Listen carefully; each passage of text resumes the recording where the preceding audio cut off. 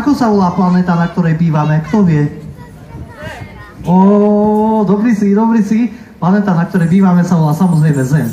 A pesnička, ktorú vás teraz chcem naučiť, je po slovensky a je o našej planéte Zem.